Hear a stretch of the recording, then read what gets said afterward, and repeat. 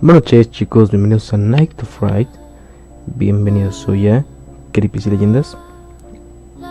Pues estoy muy feliz de regresar con ustedes porque, como se habrán dado cuenta, no estuve presente en 2 semanas ya que tuve un pequeño problemilla con mi PC. Bueno, no un pequeño, un gran problemilla. Pero en fin, ya estoy de regreso con ustedes. Ya voy a empezar a hacer creepypastas otra vez, y de hecho voy a recuperar las 2 creepypastas que no conté en estas 2 semanas. Es interesante, lo sé. Pero en fin, hoy estamos con la creepypasta de The Rake, una creepypasta que ya conocen. Pues ya, comenzamos.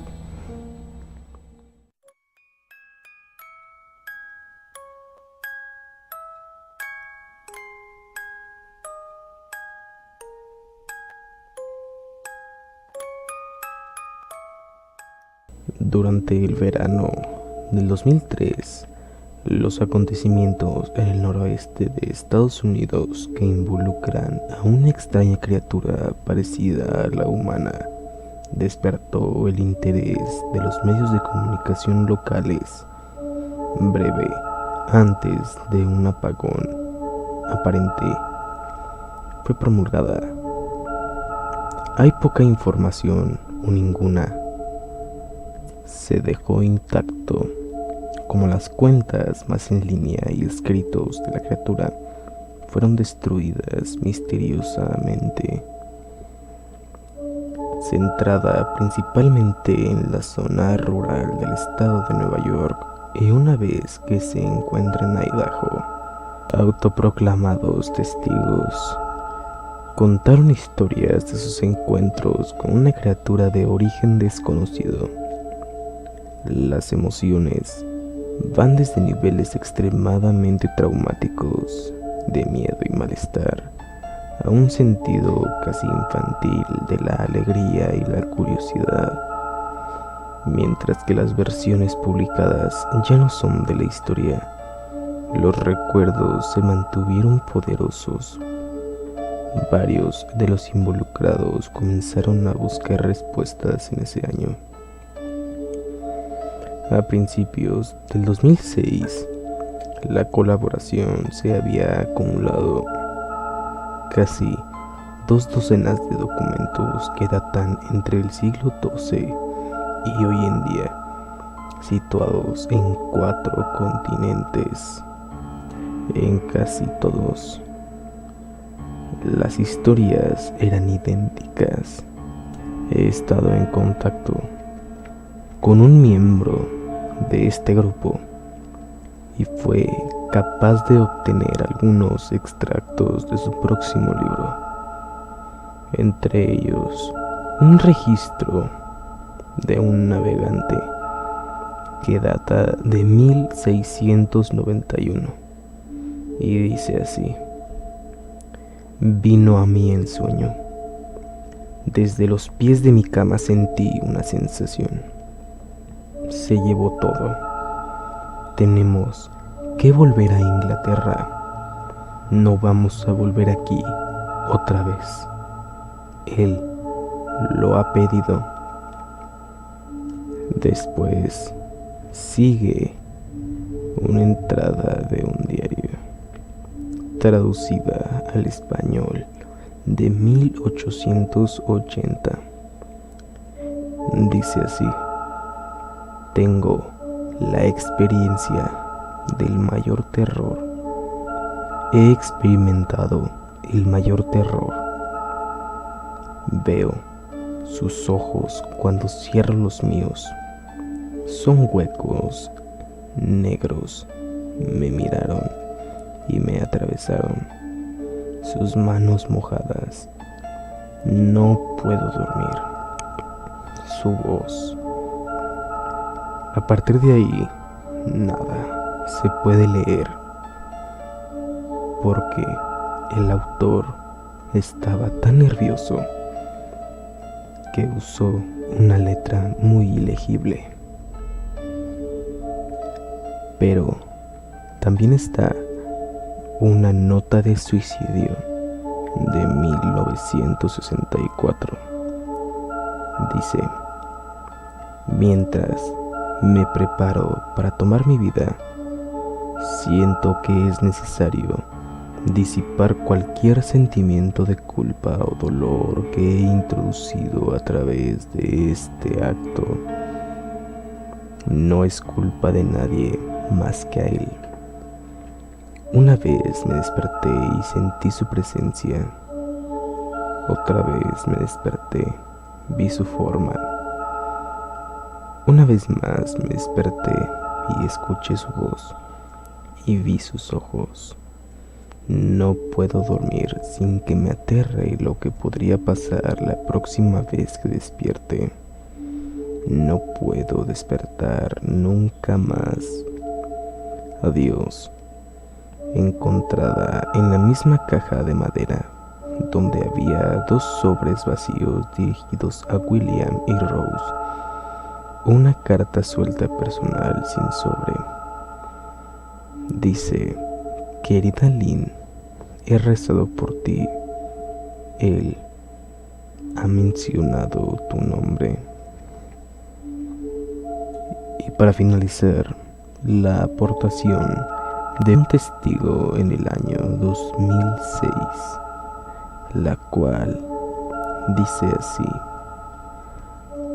hace 3 años yo acababa de regresar de un viaje a Cataratas del Niágara con mi familia para el 4 de julio. Todos estábamos muy cansados después de un largo día de conducir, por lo que mi esposo y yo pusimos a los niños en la cama y lo llamó una noche. A eso de las 4 a.m. me desperté pensando que mi esposo se había levantado para ir al baño. Usé ese momento para robar las sábanas, pero desperté a mi marido en el proceso. Me disculpé y le pregunté si él se había levantado. Cuando se volvió hacia mí, él abrió la boca y sacó los pies del extremo de la cama. Tan rápido, su rodilla casi me tiró. Entonces me agarró y no dijo nada. Después de adaptarme a la oscuridad por unos segundos, fui capaz de ver lo que causó la reacción extraña.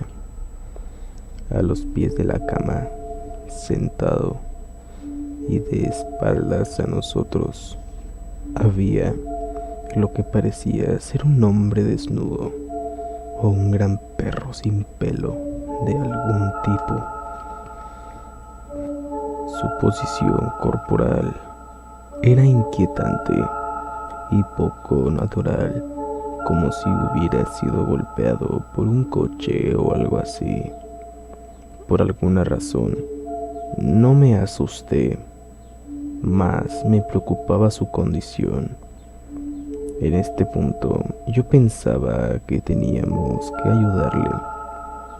Mi marido estaba mirando por encima de su brazo y la rodilla, enclavado en la posición fetal, de vez en cuando mirando a mí antes de regresar a la criatura. En una ráfaga de movimiento, la criatura rodó por el lado de la cama y se arrastró rápidamente en una especie de agitano y extraño movimiento a lo largo de la cama, hasta que estaba a menos de un palmo de la cara de mi marido. La criatura estuvo completamente en silencio durante unos 30 segundos, o probablemente más cercana a 5, parecía mucho más, solo mirando a mi marido. La criatura entonces puso su mano en su rodilla y corrió al pasillo que conduce a los cuartos de los niños. Grité y corrí hacia el interruptor de luz, planeando ir a detenerlo antes de que dañara a mis hijos. Cuando llegué al pasillo, la luz de la habitación era suficiente para verlo agachado y encorvado. sobre unos 20 metros de distancia. Se dio la vuelta y me miró directamente a mí, cubierto de sangre. Encendí la luz y vi a mi hija Clara. La criatura corrió por las escaleras mientras mi esposo y yo corrimos para ayudar a nuestra hija. Ella estaba muy malherida y solo habló una vez más en su corta vida. Ella dijo: él es el rastrillo. Finalmente, he localizado a un hombre en el pueblo de al lado que tenía una historia similar. Nos pusimos en contacto y empezamos a hablar de nuestras experiencias. Sabía de otras personas en Nueva York que habían visto a la criatura que ahora se conoce como el rastrillo. Mi marido conducía su auto en un lago de la noche mientras que apresurase a nuestra hija al hospital. No sobrevivió. Al ser una ciudad pequeña, tiene alrededor noticia con bastante rapidez. La policía estaba atento al principio y el diario local tomó mucho interés también. Sin embargo, la historia nunca fue publicada en las noticias de televisión local sin más trámite de tiempo. Desde hace varios meses, mi hijo Justin y yo nos alojamos en un hotel cerca de la casa de mis padres. Después decidimos volver a casa. Empecé a buscar respuestas a mí misma. Nos tomó alrededor de 2 años completos de búsqueda en internet y la escritura para llegar a una pequeña colección de registros del rastrillo. Ninguno de ellos tenía ningún detalle, la historia o el seguimiento. Una revista tenía una entrada que implica a la criatura en sus primeras 3 páginas y nunca lo volvió a mencionar. Registro de un marinero no explicaba nada del encuentro, diciendo solo que se les dijo que se fuera por el rastrillo. Esa fue la última entrada en el registro. Hubo, sin embargo, muchos casos en que la visita de la criatura era una serie de visitas a la misma persona. Varias personas también mencionó que se hablaba a mi hija incluida. Esto nos llevó a preguntarnos si el rastrillo había visitado ninguno de nosotros antes de nuestro último encuentro. He creado un grabador digital cerca de mi cama y lo dejé correr toda la noche, todas las noches, durante 2 semanas.